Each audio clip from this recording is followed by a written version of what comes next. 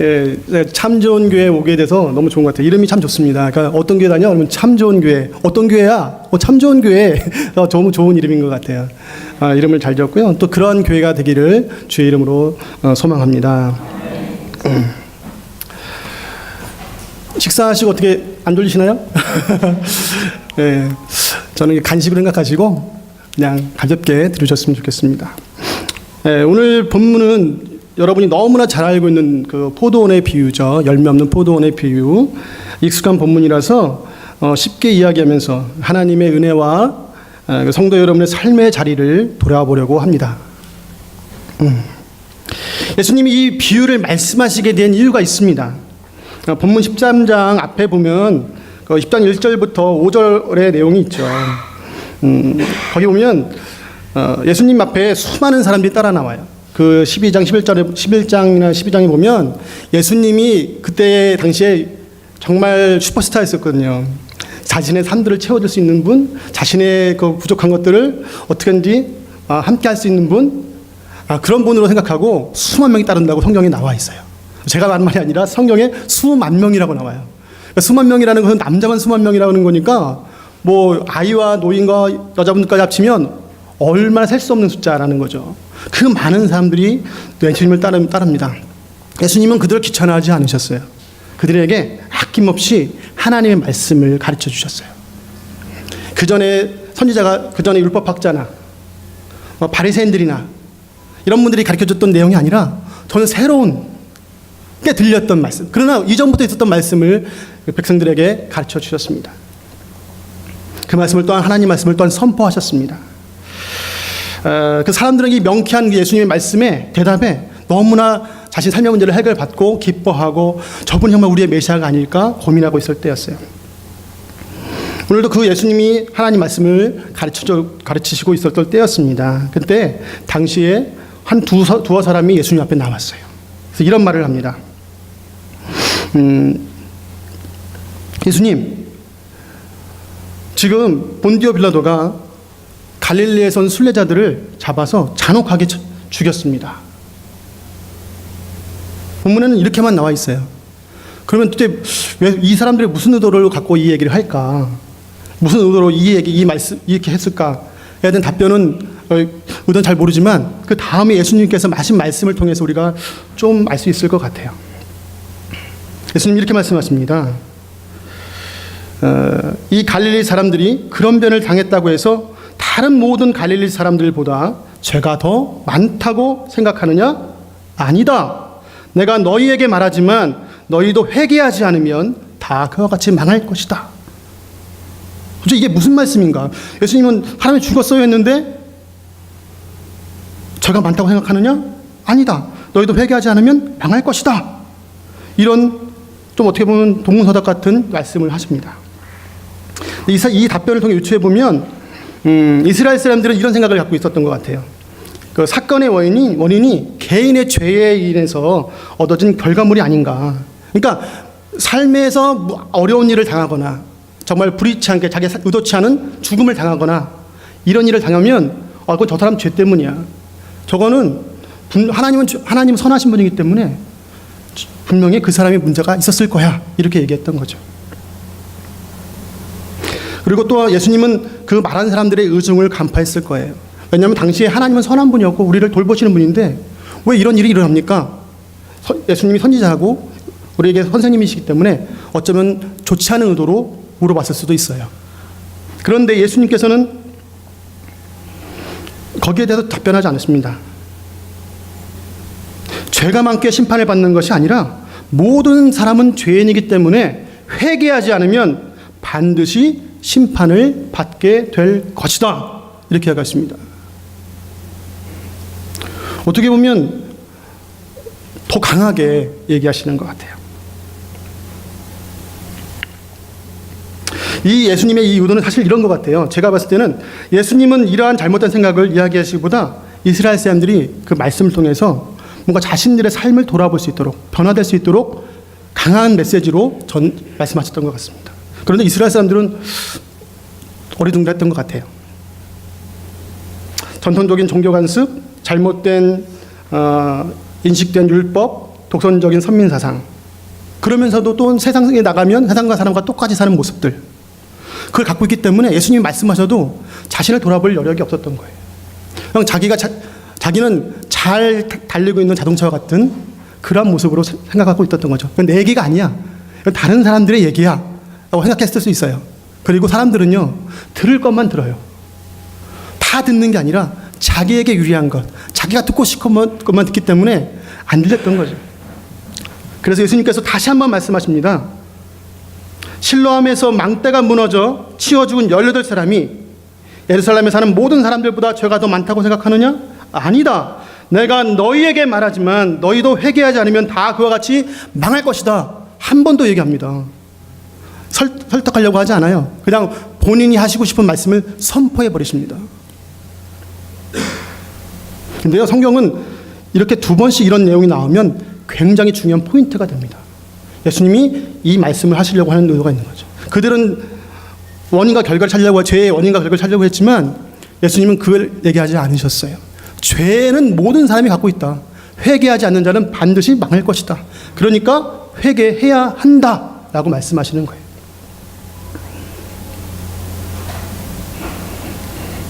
메시아를 기다리며 절기를 철저히 지키고 하나님을 철저히 섬기는 그들이 해야 될 회개는 무엇이었을까요? 이것을 예수님은 비유로 말씀하십니다. 우리가 이제 본문에 봤던 6절부터 시작하는데요. 6절에 시작되는 얘기는 이렇습니다. 포도원을 소유한 어떤 주인이 자신의 포도원에 무화과 나무를 심었습니다. 그런데 3년 동안 열매가 없었습니다. 주인은 속상하고 화가 났어요. 그래서 포도원지기를 시켜서 나무를 자르게 했습니다. 열매도 맺지 못하는 나무를 방치해서 자리만 차지하고 땅의 양분만 소비하느니 차라리 잘라서 버리는 게 낫다는 것이죠. 그런데 포도원지기는 이렇게 말합니다. 주인님, 한 해만 더 그냥 두십시오. 제가 둘레를 파고 거름을 주겠습니다. 이듬해라도 열매를 맺으면 좋지 않겠습니까? 그렇게 하고서도 끝내 열매를 맺지 못하면 그때 가서 잘라버리십시오. 라고 말하면서 비유가 끝납니다. 여러분, 이 비유를 들으시면서 이상한 거 못 느꼈어요? 좀 뭔가 이상하다? 이렇게 느껴져야 돼요. 맨날 들었던 얘기니까 아시겠지만 잘 보십시오. 포도원에 뭘 심었습니까? 그렇죠. 여러분 다 아시는 얘기예요. 포도원에 뭘 심었어요? 무화과나무. 포도원엔 포도나무가 심겨야 되는데 포도원에 무화과나무가 심겼어요. 이 무화과는 올리브 포도와 함께 이스라엘을 대표하는 농산물입니다. 이 세 가지는 모두 이스라엘 민족을 나타낼 때 비유나 상징으로 사용되었던 것입니다. 특히 이스라엘을 민족으로 사용할 때는 특히 이게 지금 무화과나무로, 올리브 생각이 나서 무화과나무로 비유하기도 합니다. 그래서 예수님께서는 비유로 말씀하실 때 많은 사람들은 우리를 위해서 얘기하시는 거를 아는 사람들은, 들을 게 있는 사람들은 알게 됐죠. 무화과나무가 우리구나. 근데 지금 무화과나무가 포도원 밭에 있다. 이런 얘기를 하시는 거예요. 여러분, 무화과나무에 대해서 잘 아십니까? 농사를 짓는 분들은 좀 아실 수도 있어요. 근데 사실 무화과나무는 우리나라에서 원래 잘 자라는 나무가 아니고요. 이 아열대 지방에서 잘 자라는 나무입니다. 이 아열대 지방에서는 이 무화과나무 상록수예요. 네 계절을 통해서 열매를 거둘 수가 있습니다. 우리는 이제 우리나라는 사계절이 뚜렷해서 겨울 같은 때는 못하지만 아열대는 항상 덥기 때문에 항상 수시로 열매를 맺을 수가 있어요. 산악지방도 온도차가 심하다고 하더라도 1년에 2번 이상은 열매를 거둘 수가 있는 게 무화과나무입니다. 그리고 무화과나무가 잎이 착 무성하게 번지면 이스라엘 사람들은 여름이 시작되었구나를 또 알 수 있는 나무가 무화과나무입니다. 근데 재미있는 것은 이때 꽃도 같이 펴요. 근데 꽃이 열매 안에 핍니다. 그래서 이 암주가 수술이 잘 안 보여서 꽃이 없는 나무구나, 열매만 맺히는 나무구나 해서 이름이 무화과입니다. 열매는 성장해서 6월에 결실합니다. 첫 번째 열매가 결실하게 됩니다. 열매가 성숙되는 동안에 두 번째 꽃이 또 핍니다. 그리고 거기에서 또 다른 열매가 맺히는데 그 열매는 어쩌면 새로 나온 가지들에서 꽃이 피고 열매를 맺히게 됩니다. 그러니까 기존에 있던 나무에서 열매를 맺고 또 새로운 나무에서 열매를 맺히니까 나무가 여기서 자라고 숙성되고 있는 동안에 또 열매를 맺히니까 이게 항상 열매가 있는 거예요. 특히 이제 이 새로 난 새순에 나온 열매는 특히 상품으로 가치가 좋아서 그걸 따서 시장에서 내다 팔기도 했습니다. 그래서 이스라엘 사람들은 이것이 굉장히 먹기에도 좋고 평상시 수시로 먹을 수 있기 때문에 재배하는 방법도 갖췄고 일찍이 농사도 이것을 시작하기도 했습니다. 그러나 농사만 짓는다고 무화과나무 과수원에만 있는 것이 아니라 이스라엘 전역에 퍼져 있는 것이 이 무화과나무예요. 또 무화과나무 말고도 사케오 아시죠? 사케오 나무의 뽕나무인데 그게 사실은 돌무화과나무거든요. 이 돌무화과나무도 많이 있었어요. 그래서 지나가는 사람들이 수시로 따먹기도 하고 여기 그늘이 많이 졌기 때문에 좀 쉬기도 하는 그런 나무가 무화과나무입니다. 하여튼 유용하긴 합니다. 근데 워낙 흔해서 귀하게 여기지 않는 나무가 또한 무화과나무입니다. 하나님은 이스라엘을 구약에 보면 이스라엘을 무화과나무라고 얘기합니다. 나무의 열매라고 얘기합니다. 그래서 이 많이 열리고 많이 유용하지만 그러나 흔하기 때문에 그렇게 귀하게 여기지 않는 나무. 그냥 아무데나 심어도 잘 자라기 때문에 아무데나 심어도 되는 나무인데 오늘 이 나무를 포도원에 심었습니다. 그러면 왜 포도원에 심었을까? 여러분 포도나무는 또 어떤지 아십니까? 이 포도나무는 또 이스라엘 사람들에게서는 굉장히 귀하게 여기는 또 나무입니다. 이 포도나무는 또 이 돌도 골라줘야 되고요. 땅도 잘 해야 되고 또 주위에 울타리도 잘 쳐줘야 됩니다. 왜냐하면 동물들이 와서 따먹을 수 있으니까. 그리고 망노도 세웁니다. 그래서 거기에 지키는 자. 오늘 포도원 지기가 나오지 않습니까? 포도원을 지키는 자까지 세웁니다. 그만큼 포도원은 귀하게 여기는 이스라엘 사람에게 귀하게 여기는 상징이었습니다. 그런데 이곳에 무화과나무를 심습니다. 포도나무는 얼마나 귀하게 여겼냐면요. 이스라엘 사람들은 제사를 지낼 때 번제를 드리지 않습니까? 번제를 드릴 때에도 모든 나무를 다 쓰지만 이 포도나무 그리고 올리브나무는 또 하나님께서 기름 불려 쓰는 기름을 내는 거거든요. 그래서 두 가지는 거의 땔감으로 쓰지 않습니다. 그 정도로 귀하게 여기는 나무입니다. 하기면 적당하게 아니면 차라리 무화과를 심고 열매를 기다리거나 그냥 밖에 있는 나무 좀 잘 가꾸어서 열매를 기다리면 되는데 포도원에 심었다는 그 뜻은 무엇일까요?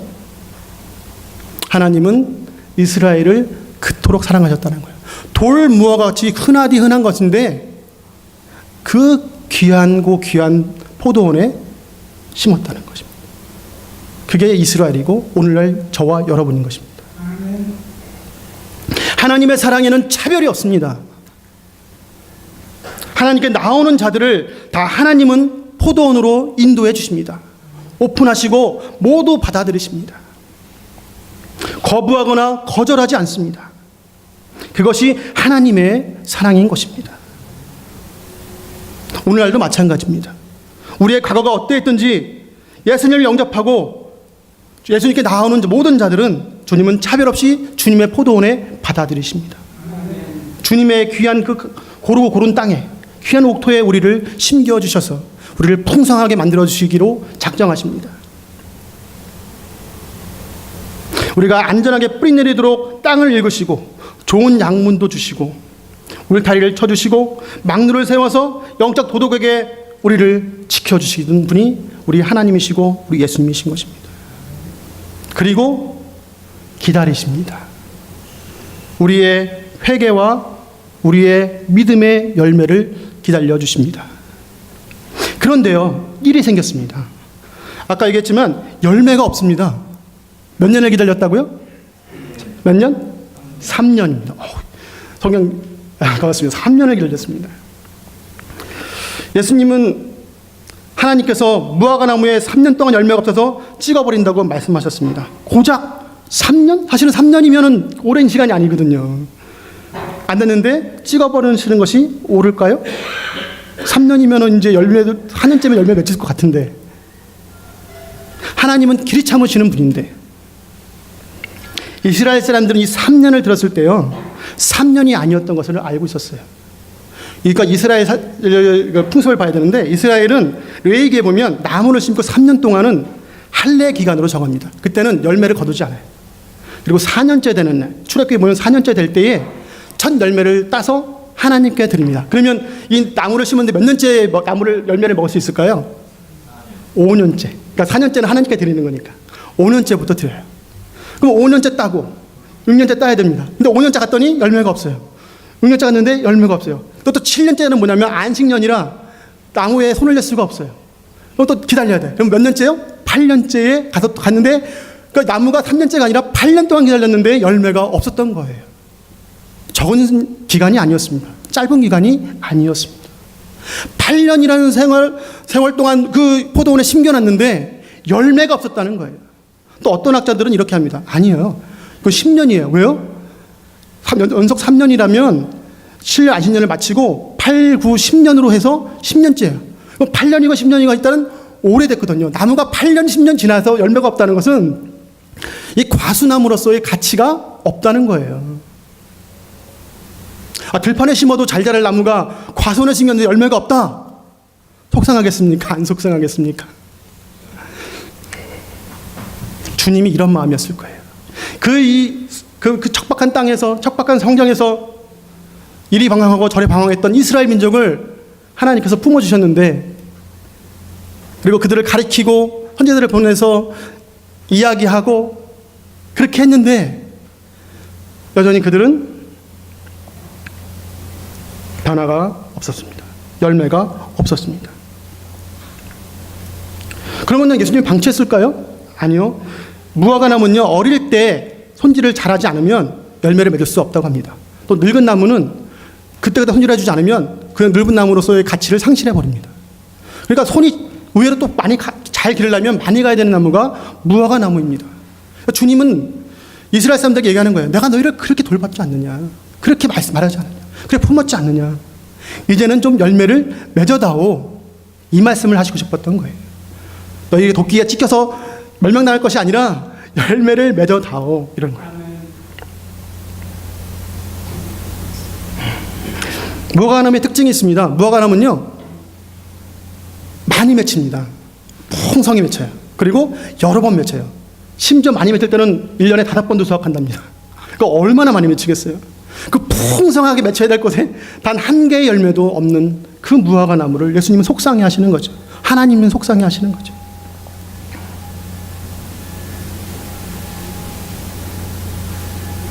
그럼 이스라엘 사람들은 어떻게 생각할까요? 그런 가치 없는 나무, 별로 가치도 없는 나무가 열매도 없으면 어떻게 할까요? 이스라엘 사람들이 생각했으면 그거 찍어버려 해서 불쏘시개 하지 뭐. 근데 그게 자기라면, 여러분이라면 두렵지 않겠습니까? 남의 얘기할 땐 쉬워요. 나쁜 일 됐으니까 에이, 그랬으니 혼나야지. 나라면, 내가 그렇게 지금 도끼자루에 놓여 있다면 어떻게 될까요? 회개해야죠. 회개해야죠.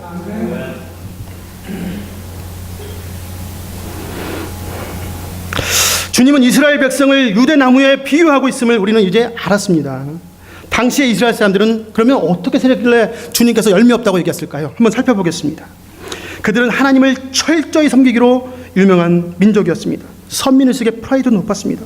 절기를 지키기 위해서 예루살렘으로 가는 고향을 마다하지 않았습니다. 안식일을 거룩하게 지키려고 했습니다. 지금도 엘리베이터 타잖아요. 주일 안식일날. 그러면 누르지 않습니다. 만약에 이방인이 타면 눌러달라고 합니다. 본인이 누르는 것도 요조차도 일이라고. 진짜 정말 철저하게 지키는 사람들이 이스라엘 사람들입니다. 안식일 문제 때문에 예수님과 논쟁하지도 않습니까? 제자들이 이렇게 안식일을 하고 막 그럴 때 보면 안식일날 어떻게 그렇게 하느냐 막 예수님과 싸우기도 합니다. 그 존경하는 예수님하고도 논쟁이 붙는 정도가 그들의 삶의 그 신앙에 철저하게 준비되었던 모습을 볼 수 있습니다. 그런데 열매가 없다니요. 저와 여러분이 이스라엘 사람보다 더 잘 섬긴다고 말할 수 있습니까? 있으면 감사하죠. 우리 행복한 교회는, 참 좋은 교회는 잘 섬길 것입니다.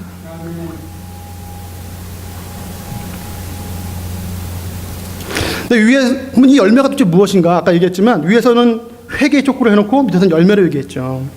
왜 그러셨을까?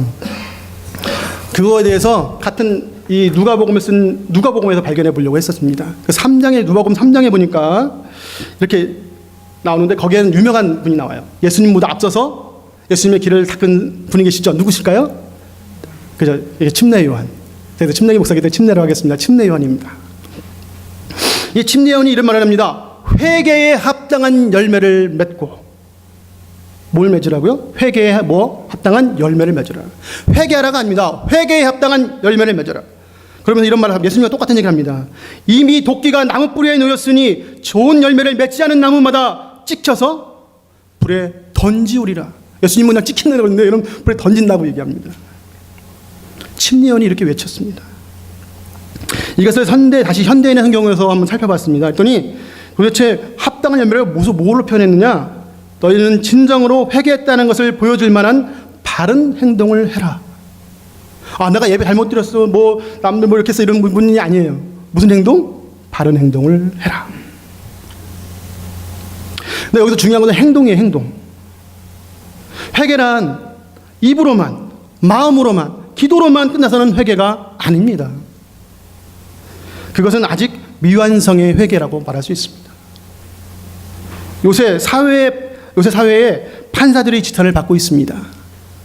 판사들 누구인지 알죠? 내 친구도 자랑스럽게 있지만 좋은 친구 하나 있어요. 믿지는 않는데요. 전도하려고 하는데 잘 안 되는데 대법원 판사가 한 명 있습니다. 근데 정말 저보다 열심히 정직하게 살려고 노력해서 제가 가끔 부끄러울 때가 있는데요. 또 그런 친구도 있는데 여기 보면 이런 보통 판결을 내릴 때 판결이 너무 가볍게 여겨진다고 요새 사람들이 불만이 많아요. 뭐냐면 조금만 회개하는 모습만 보여도 잘못했으면 말만 해도 참작이 됩니다. 그래서 뭐가 되어지냐면 감형이 되고요. 심지어는 집행유예. 집행유예가 뭔지 아시죠? 형은 받았어도 형을 집행하지 않고 유예시키는 거예요. 그래서 밖에 생활할 수 있도록. 그럼 죄 지어도 감옥에 안 가고요. 사회생활 똑같이 할 수 있도록 만들어주는 게 집행유예입니다. 그때 그런 기사가 올라오면요. 수많은 사람 댓글을 다릅니다. 보면 이게 이 부당한 일을 왜 판사들은 하느냐. 죄를 지었으면 정확하게 죄를 받아야지. 잘못했다고 말하고 표정만 지어도 왜 감형을 시켜두느냐. 벌을 받을 건 받아야 되지 않느냐. 이렇게 얘기합니다. 왜 그럴까요? 왜 집행유예로 해주면 되지. 사람이 이렇게 용서도 해줄 수 있는 거지. 왜냐하면 대부분 변하지 않기 때문에 그래요. 내가 표정으로는 변했어요. 심지어 어떤 사람은 마음으로도 뉘우쳤을 수 있어요. 근데 그때뿐이라는 거죠. 그때뿐의 회개, 거기서 끝나는 것을 알기 때문에 저 사람이 돌아서면 또 그 짓을 할 거야. 또 그럴 거야. 그거 알기 때문에. 제가 저 사람이 변해? 아니야. 전 쇼맨십이야. 어쩌면 나 자신을 투영하는 것일 수도 있어요. 우리도 그렇게 살았을 수도 있으니까. 근데 그렇게 생각한다는 거죠. 삶이 변화되어서 사기꾼이 정직하게 되고 도둑질을 했던 사람이 뉘우쳐서 이제는 남에게 베풀고 남을 무시하고 때리던 사람이 이제는 불의에 맞서서 약자 편에 서서 보호하려는 사람은 많지 않습니다. 마음은 뉘우쳤지만 내 삶의 변화는 없다는 것이죠. 우리도 비쌀 데가 없었나요? 하나님 앞에서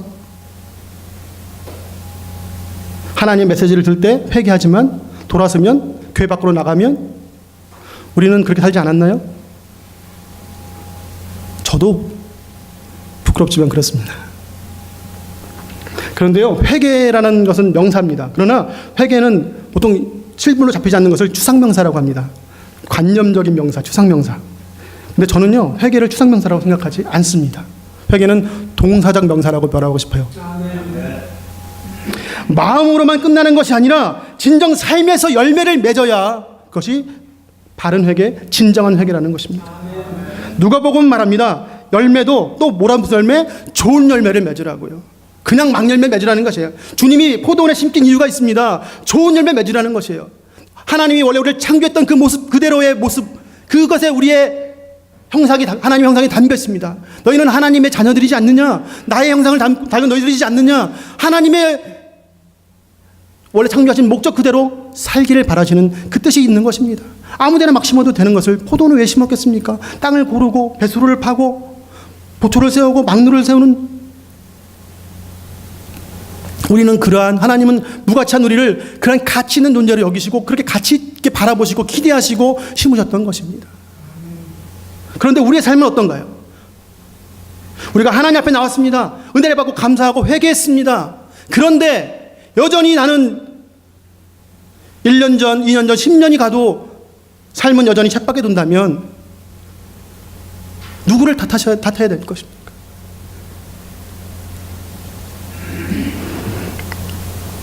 이스라엘 사람들의 절기에는 대속죄일이라는 절기가 있습니다. 욤키푸르라고 하는데요.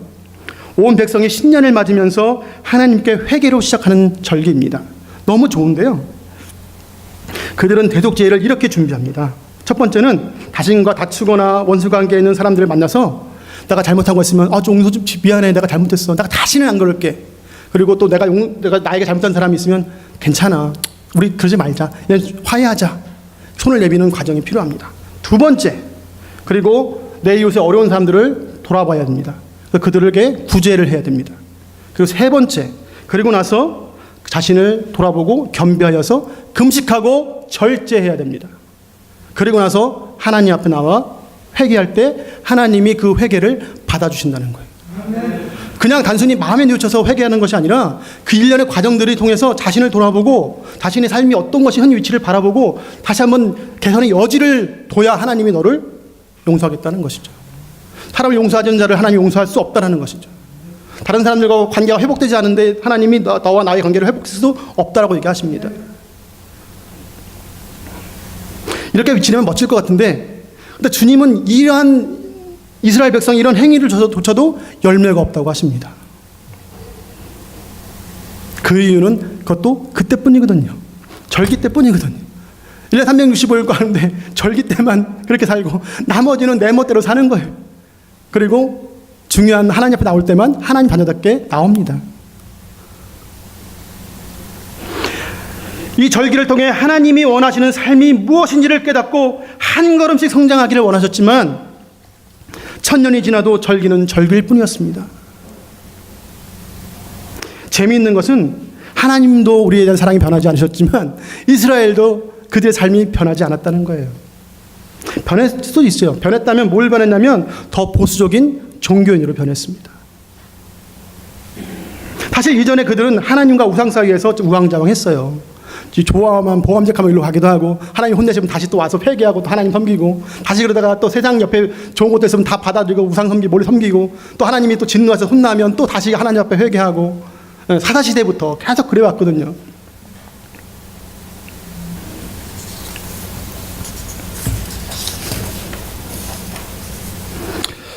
근데 지금은 그때 당시에는 그것은 하지 않았어요. 이제는 이제 포로가 됐다 하며 돌아와서는 철저하게 하나님 앞에 회개하고 하나님의 자녀답게 살려고 하는데, 문제는 그거의 중심이 삶의 문제가 아니라 의식의 문제, 절기의 문제로 치우쳤다는 거죠. 좀 더 하나님 앞에 드리기 위해서 자기를 겸비하고 자기를 절제했지만 그 절제가 자기를 위한 것뿐이었어요. 성전을 떠나는 순간 이스라엘 사람들은 세상 사람과 다를 게 없었다는 거죠. 남을 시기하고, 예수님이 오셨을 때 예수님을 이런 분보다 종교 지도자들은 그를 시기했어요. 예수님을 시기했어요. 예수님을 모함하고 십자가에 죽이지 않았습니까?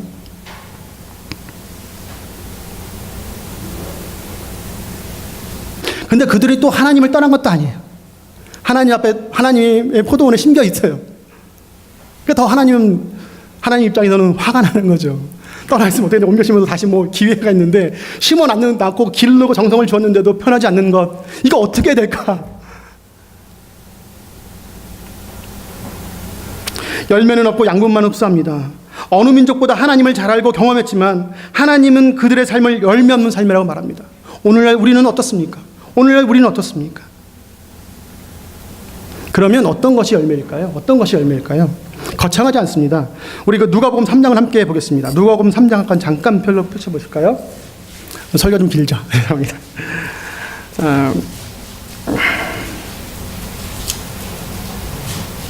3장 10절을 보십시오. 3장 10절. 9절에서 이런 말씀합니다. 이미 도끼가 나무 뿌리에 놓였으니 좋은 열매를 맺지 아니하는 나무마다 찍혀 던지리라. 그러니까 무리가 물어 이르되 그러면 우리가 무엇을 하리까? 11절에 이릅니다. 대답하여 이르되 옷 두 벌 있는 자는 옷 없는 자에게 나눠줄 것이요 먹을 것이 있는 자도 그렇게 할 것이라 하고, 또 이르되 밑에 13절에 보니까 뭐야 합니까? 세리들이 왔을 때 부과된 것을 외에는 거두지 말고, 군인들이 와서 물어볼 때 어떡합니까? 사람에게서 강탈하지 말며 거짓으로 고발하지 말고 받는 금료로 족한 줄로 알라 하니라. 하나님 앞에 금식 많이 하라고 합니까? 그것은 기본으로 해야죠. 우리가 금식에 예배 드리는 거, 찬양하는 거, 우리는 그 하나님과 만나는 것들이 되게 중요한 것이에요. 근데 거기서 끝나면 안 된다는 거예요. 그걸 통해서 하나님이 우리와 소통해서 말씀하셨던 것들이 그 들었을 때 그것이 우리 삶 행동으로 열매로 나타나야 된다는 거예요. 네가 나의 자녀냐? 내가 너를 사랑한 것이 너도 이웃을 사랑해라.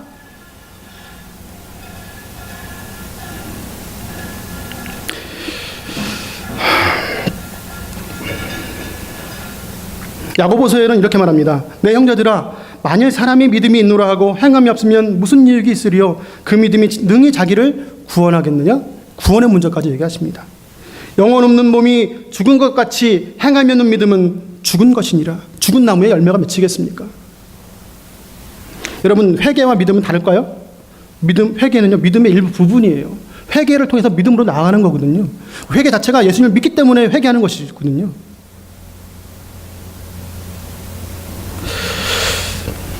열매가 없으면 심판이 있습니다. 8절의 말씀을 보고 저도 부끄럽고 자괴감이 들 때도 있습니다. 다시 본문으로 돌아가 보면 주님께서 이런 말씀하십니다. 은혜의 말씀을 하시죠. 주님, 한 해만 더 그냥 주십시오. 제가 둘레를 파고 걸음을 주겠습니다. 이듬해라도 열매를 맺으면 좋지 않겠습니까?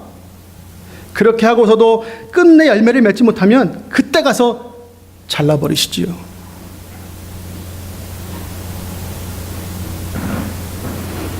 주님은 이스라엘 백성에게 끝까지 소망의 여지를 던져놨습니다. 아직까지 미래를 바라보십니다. 그런데 우리는 어떻습니까? 우리의 시각은 언제 미래를 바라보고 있습니까? 여전히 오늘 하루 살아가는 것, 저 천국을 소망하고 살고 있다면 주님의 이 마음을 같이 공유하시길 바랍니다. 그리고 오늘도 여전히 나는 회개의 열매를 거두기 위해서 의지를 가지고 노력해야 합니다. 결단해야 됩니다. 회개는 그냥 마음의 뉘우침이 아니라 삶의 열매로 드러나는 것이 회개인 것입니다. 그것이 믿음인 것입니다. 하나님처럼 예수님도 우리를 포기하지 않으셨습니다. 그리고 스스로 그분이 말씀하셨던 것을 지키든 스스로 자기 생명을 우리에게 주셔서 걸음이 되셨습니다. 그분의 걸음은 마지막 보루입니다. 그분의 십자가 없이는 우리는 아무도 천국 수 없어요. 우리의 선한 행실만 같다고 평가할 수는 없어요. 그러나 그 십자가의 걸음을 받은 이제는 우리가 그 열매를 맺어야 이제는 하나님 앞에 포도원 주인에게 말했던 것처럼 변명의 여지가 생기는 것입니다. 믿음의 증거를 보여라. 믿음은 말로 하는 것이 아니다.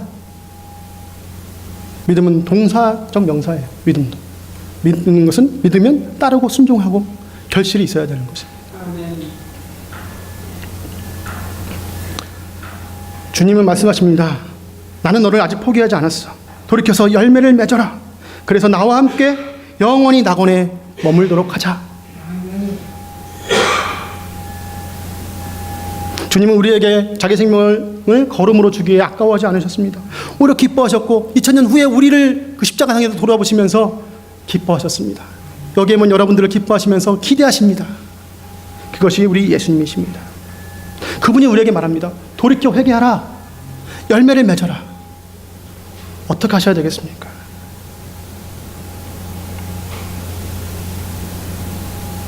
우리의 생명은 유한합니다. 언젠가 하나님 앞에 가야 됩니다. 기회는 얼마가 될지 아무도 모릅니다. 나오는 건 순서가 있지만 가는 건 순서가 없어요. 오늘 내가 어떻게 될지 모릅니다. 지금 바로 이 순간 여러분이 결단한 것들을 바로 삶에서 실천하시기를 바라겠습니다. 그러지 않으면 포도원 나무에 심겨도 우리는 삶이 결국은 하나님 앞에 설 때 저주된 삶으로 쓸 것입니다. 그냥 늙어버린 하나의 무화과 나무. 여러분, 신앙은요, 하나님이 우리를 가꿔주고 했기 때문에 저절로 자라는 것이 아니에요. 하나님 우리를 그렇게 키우지 않으셨습니다. 우리를 그러한 존재로 창조하지 않으셨습니다. 우리 스스로 판단하고 우리 스스로 그것을 강력하고 능동적으로 열매를 맺을 수 있도록 우리를 창조하셨습니다. 그런 것이 우리가 죄를 범하였기 때문에 어쩔 수 없이 세상의 유혹에 넘어가지만 그래도 우리 안에 여전히 하나님의 씨앗이 담겨있기 때문에 우리는 하나님께서 원하시는 열매를 맺을 수 있는 능력이 있고 소망이 있습니다. 하나님은 우리 나무가, 무화과 나무가 맺을 수 없는 것을 맺게 하지 않으십니다. 맺을 수 있는 열매를 맺게 하시기를 원하시는 것입니다. 여러분, 다 맺을 수 있어요. 예수님 생명까지 바쳤습니다. 하나님 여러분 생명 바쳐서 맺으라고 하지 않으십니다. 그냥 잘 맺었으면 좋겠다. 여러분을 심판하기 위해서 포도원으로 들으신 게 아니시라 여러분을 무가치 않는 우리의 삶을 가치 있는 삶으로 정말 하나님이 사랑하는 자로 우리를 부르셨습니다. 이제는 그에 걸맞는 열매 맺는 복된 삶을 사시기를 주의 이름으로 축원합니다.